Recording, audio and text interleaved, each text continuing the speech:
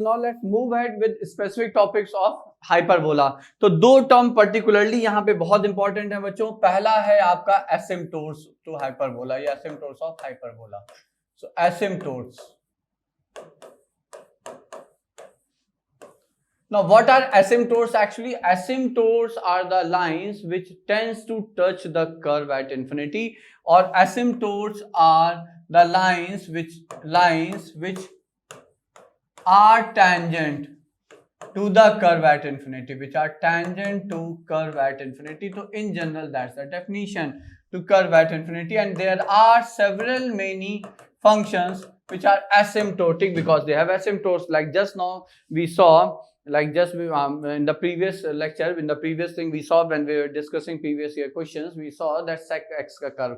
So the curve of sec x is asymptotic, but there are several many. आपके tan है, cot है, sec है, cosec है, ठीक है। और इसी तरह से log है आपका, जिसमें y axis log का asymptote है, exponential है जिसमें x axis आपका asymptote है. So these are all asymptotic curve. So asymptotes are actually the line to which curve tends as it goes to infinity. तो जिस लाइन को छूने का टेंडेंसी कर्व रखे, उस लाइन को, उस कर्व का एसिम्पटोट कहते हैं बच्चों।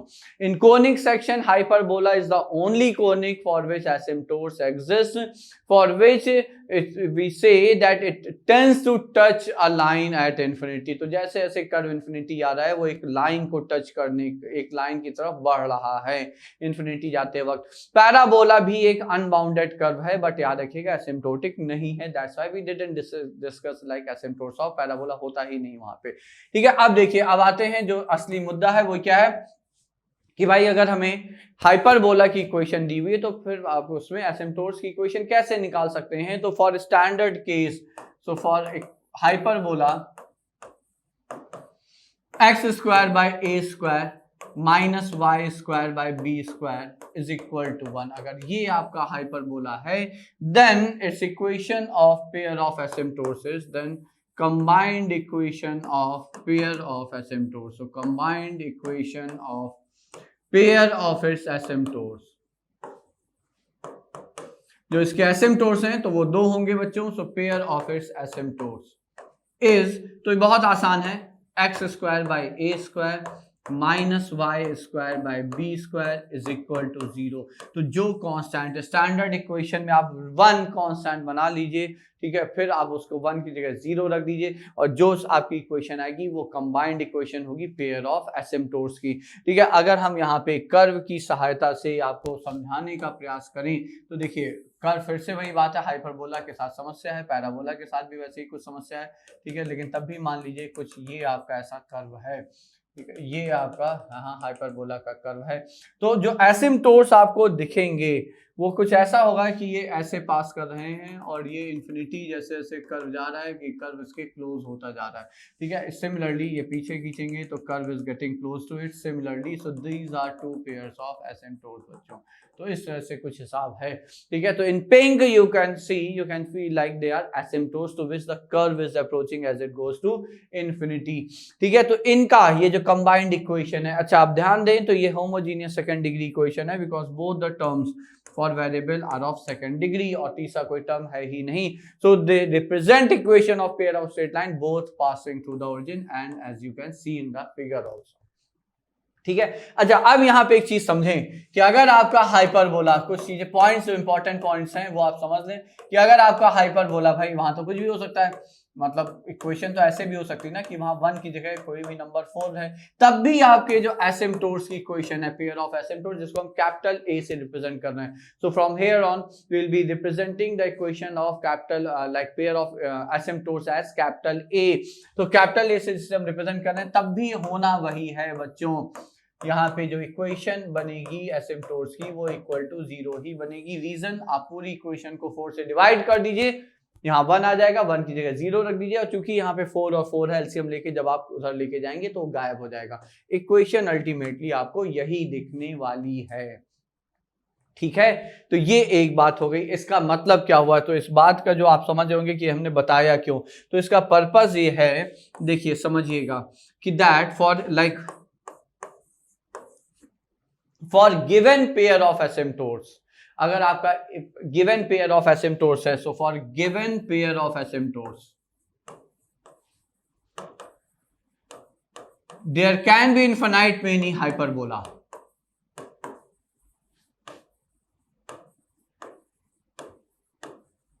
So for given pair of asymptotes there can be infinite hyperbolas. Reason, आप जीरो की जगह कोई भी कांस्टेंट रख दीजिए, उसे आप स्टैंडर्ड फॉर्म में ले ही आएंगे, उस कांस्टेंट से डिवाइड करके 1 आ जाएगा. तो कोई भी यहाँ कांस्टेंट काम कर जाएगा. Lambda can be any value. So for given pair of asymptotes you can have infinite many hyperbolas, but vice versa is not true. So but for given hyperbola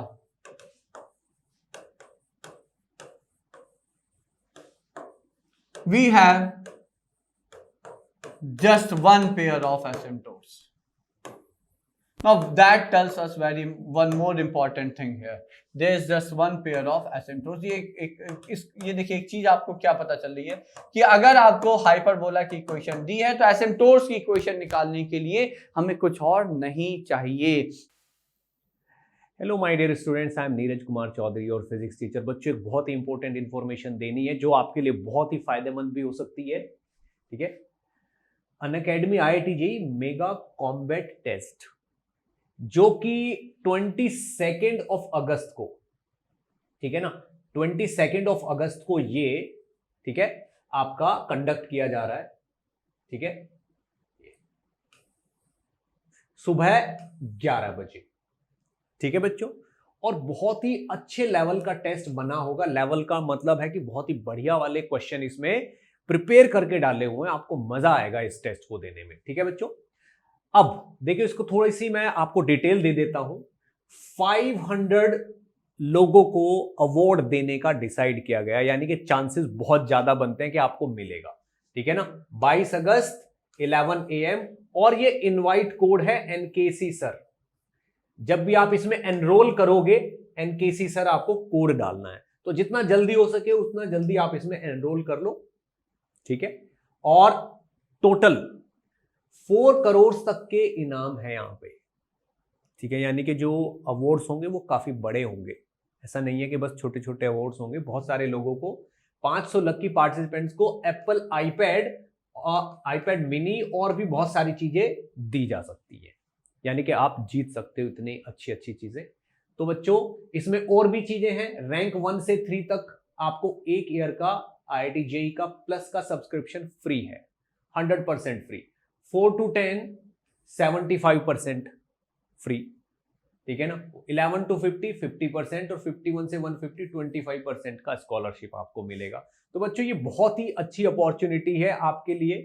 ठीक है, चलिए तो जितना जल्दी हो सके इसमें एनरोल कर लो. ये आपका सिलेबस लिखा हुआ है. क्लास 11th के सिलेबस की अगर हम बात करें तो बेसिक मैथ आएगा, वेक्टर्स आएगा, यूनिट डायमेंशन, रेक्टिलिनियर मोशन, ठीक है ना, काइनेमेटिक्स और NLM, फ्रिक्शन, यानी कि फ्रिक्शन तक का आएगा 11th क्लास में.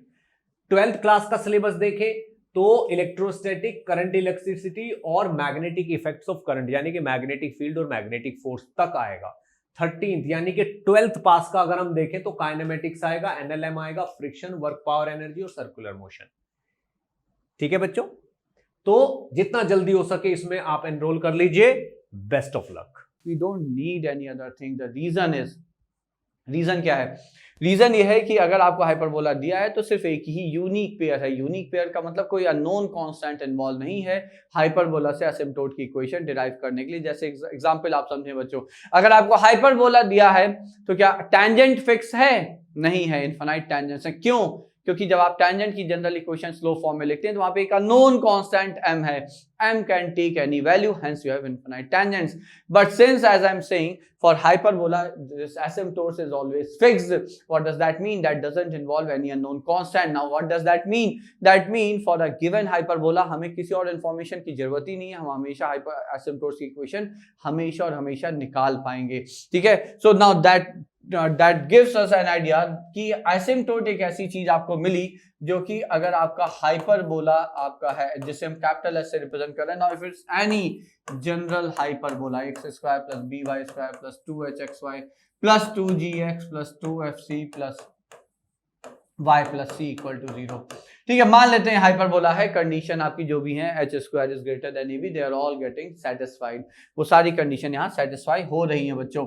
देन इक्वेशन ऑफ एसिम्प्टोट्स, तो अब चूंकि हमें पता है कि एसिम्प्टोट्स के लिए we don't need any other information, तो वो हम फिर यहाँ पे समझिएगा लिख सकते हैं। और एक चीज और यहाँ याद रखिएगा कि हाइपरबोला और पेयर ऑफ एसिम्प्टोट्स की जो कंबाइंड इक्वेशन है, इन दोनों की इक्वेशन में there is a difference of one constant only, there is no other, like no other difference at all, और कोई डिफरेंस है ही नहीं दोनों की इक्वेशन में।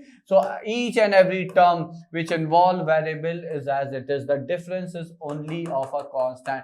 सो you replace c by p, आप c को p से रिप्लेस कर दें, the only point is how to get p, because ये हाइपरबोला की इक्वेशन अगर दी हुई है तो हमें से तो सारे पता ही हैं, a b c h g f जो भी हैं, we know all of them, but what about p है, यहाँ p तो अननोन आ गया, तो अब वो कैसे? तो वो ऐसे कि देखिए पेयर ऑफ एसिम्प्टोट्स है, तो हमें पता है जो कैपिटल A है ये पेयर ऑफ स्ट्रेट लाइंस की इक्वेशन है बच्चों। Pair of asymptote means pair of straight lines, और इसकी एक कंडीशन बिल्कुल यूनिक है, delta equal to 0.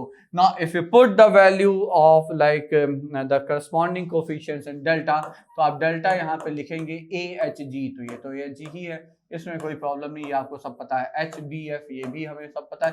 C की जगह P रख देंगे क्योंकि एसिम्प्टोट्स की इक्वेशन, और जैसे ही आप इसे 0 करेंगे you will get P from here, और P के आते ही आपको एसिम्प्टोट्स की इक्वेशन आ जाएगी। मतलब ये रिजल्ट इसलिए इंपॉर्टेंट है कि हाइपरबोला जैसा भी रहे, कैसा भी रहे, तैसा भी रहे, व्हाटएवर इट इज, आप उसमें एसिम्प्टोट्स की इक्वेशन, जो पेयर ऑफ एसिम्प्टोट्स हैं उसकी इक्वेशन हमेशा और हमेशा निकाल सकते हैं बच्चों। Okay, so that was like discussion for the pair of asymptotes. अच्छा, एक आखिरी चीज और, वो भी आप जान लें कि that asymptotes for hyperbola will always pass through its centre. So asymptotes always pass through the centre of hyperbola, always pass through the centre of hyperbola. So that can be another and important information here. ठीक है, तो ये हो गया आपका asymptote की कहानी। अब नेक्स्ट पॉइंट पे आते हैं, and next point is like rectangular hyperbola. तो एक और टर्म है जो कि बिल्कुल अलग है यहाँ पे पूरे कोनिक सेक्शन में for hyperbola, and that is rectangular hyperbola. Now how do we define rectangular hyperbola? Rectangular hyperbola हम डिफाइन कैसे करते हैं? तो इसकी 3 इक्विवेलेंट डेफिनेशंस हैं बच्चों। पहला, those that hyperbola for which length of transverse axis is equal to length of conjugate axis. So if we talk in terms of standard equation of hyperbola, so this means for which a is equal to b. So that is a rectangular hyperbola. एक हो गया। Second equivalent form is of saying this is the hyperbola, that hyperbola whose eccentricity is fixed √2. तो ये दूसरी equivalent definition आप ये use करिए, क्योंकि a is equal to b, अगर आप गिवन इंफॉर्मेशन रख देंगे तो भी √2 ही आएगा, जो a b e का रिलेशन है, या e इज इक्वल टू √2 का प्रयोग करेंगे तो भी आपका यहाँ पे a और b आ जाएगा। इसी तरह से third equivalent form is that hyperbola whose asymptotes are perpendicular to each other. So whose asymptotes are perpendicular to each other. So you can use any one of these 3 definition to get the equation of rectangular hyperbola.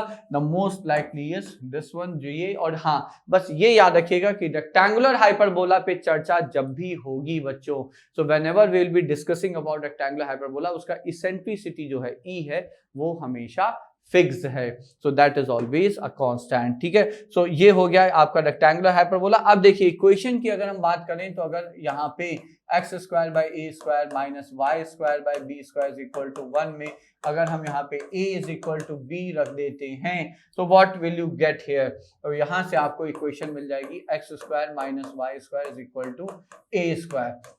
But see that doesn't make any difference here, ठीक है। यहाँ से देखिए ये नहीं कोई मतलब है कि अगर आपको ये दिख रही इक्वेशन और आप रेक्टेंगुलर हाइपरबोला के बारे में कुछ भी नहीं जानते, इवन आपको उसकी डेफिनेशन भी नहीं पता है, बट आप ये तो देख के बता ही देंगे भाई ये तो hyperbola, and then every like result of hyperbola is directly valid here, so we need not to know anything about rectangular hyperbola as far as this form of the equation of rectangular hyperbola is concern, क्योंकि इसके तो वैसे भी सारे result हमें पता हैं बच्चों, ठीक है। तो अब इंपॉर्टेंस कब आती है रेक्टेंगुलर हाइपरबोला की, वो तब आती है जब उसके स्टैंडर्ड इक्वेशन की बात करते हैं और कहते हैं that standard equation of rectangular hyperbola वो है X Y is equal to C square, और ये तब जब आपका यहाँ पे ऑब्वियसली ये जो हाइपरबोला है इसका शेप जो है वो कुछ ये है बच्चों, so it looks like this. अब इस पे जो डिस्कशन है वो थोड़ा लेंदी डिस्कशन है, we will be discussing it again when will be having our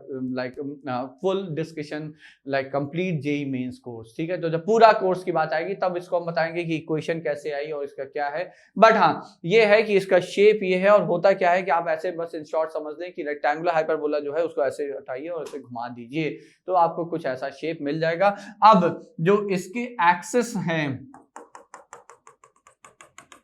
वो एक ये है, obviously this is not x और वाई एक्सिस, और दूसरा आपका ये है, ठीक है। और यहाँ पे जो एसिम्प्टोट्स हैं वो तो आपको दिख ही रहे हैं, एक एक्स एक्सिस एसिम्प्टोट है और एक वाई एक्सिस एसिम्प्टोट है। So this form of equation of rectangular hyperbola is going to be important, because यहाँ पे अगर आपको ये नहीं पता है कि ये रेक्टेंगुलर हाइपरबोला है तो फिर आप फंस सकते हैं, फिर आप सोचने में मजबूर हो सकते हैं कि भाई हुआ क्या, टेंजेंट कैसे, तो फिर हो सकता है आप एओडी पे पहुंच जाए, ठीक है। अब इसके यूज करने के लिए सबसे पहले तो इसका पैरामेट्रिक फॉर्म ऑफ इक्वेशन तो वो सिंपल है, इसलिए हम यहाँ पे डिस्कस कर रहे हैं। पैरामेट्रिक फॉर्म यहाँ पे भी बहुत इंपॉर्टेंट हो जाता है, क्योंकि कोई भी यहाँ जो पैरामीटर है वो एंगल नहीं है बच्चों, सो parameter involved here is not an angle here, it's a simple variable t here, so this is parametric form of equation of rectangular hyperbola, जहां पे जो आपका t है where t is a real number which is the parameter here, तो t is the parameter here, ठीक है। और उसी के साथ साथ as I said कि यहाँ पे अगर आप रेक्टेंगुलर हाइपरबोला के केस में इसके एसिम्प्टोट्स की बात करेंगे तो ये हमने आपको पहले ही कर्व में दिखा दिया कि एसिम्प्टोट्स क्या हैं, तो एसिम्प्टोट्स हैं इनके x इंटू वाई, देखिए तरीका अभी भी वही है बच्चों, सी स्क्वायर को उठाया जीरो कर दिया, so this imply either x is 0 which is y axis or y is 0 which is x axis, so these are two asymptotes for your rectangular hyperbola in standard form xy is equal to c square form, ठीक है। तो ये इसका asymptotes हो गए, आपका parametric form हो गया, बाकी results tangent to the curve at the point, तो ये है तो सेकंड डिग्री इक्वेशन ही बच्चों, capital T equal to 0, pair of tangents भी आपका SS1 is equal to t square आ जाएगा। हाँ एक पॉइंट और बचता है, वो slope form of equation of tangent है, उसका भी डिस्कशन कर लेते हैं, तो let me prove it. So let y is equal to mx plus p be tangent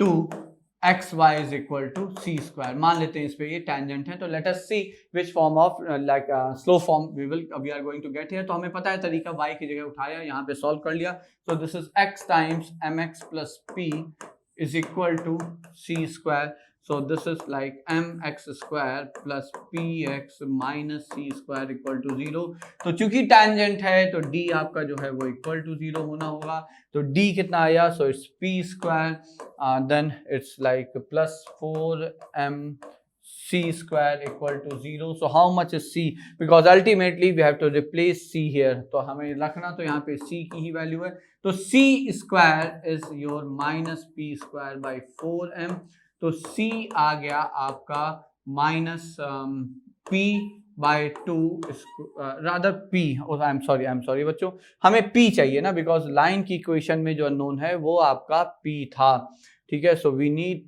p here, ठीक है, तो I am sorry for that, so from here we will say that p square is minus 4m c square, so how much is p, so p is 2c times square root of minus m, और minus m का मतलब slope negative होना होगा, so that gives us result, तो आप ये लिख लें that slow form of equation of tangent, so slow form of equation of tangent to the rectangular hyperbola X Y is equal to C square, तो इस पे जो slope form of equation of tangent है वो हो जाएगा y इज equal टू mx plus p, and what we have to replace for p, plus 2c times square root of minus M. तो ये हो गया आपका equation of slope form of tangent. अच्छा, अब चूंकि कर्व, चलिए यहीं पे बना लेते हैं। तो कर्व चूंकि हम लोग पहले भी देख चुके हैं, and as the curve suggest, तो जैसा आपको कर्व बता ही रहा है कि ये जो आपको टेंजेंट है इसका स्लोप निगेटिव ही होना चाहिए। आप चाहें तो टेंजेंट बना के देख लें कर्व पे, ठीक है। तो if you draw a tangent to the curve at any point,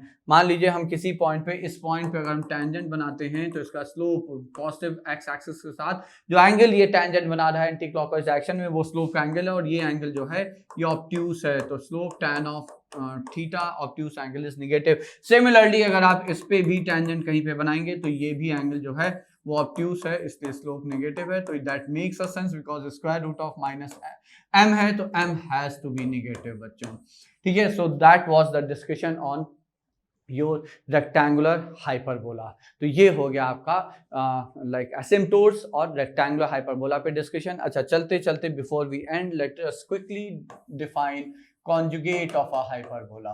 so conjugate of given hyperbola, तो अगर आपका हाइपरबोला, तो अगर हम कहें कि हाइपरबोला इज, जिसे हम कैपिटल एस से रिप्रेजेंट कर रहे हैं, वो है आपका x square by A square minus Y square by B square is equal to 1।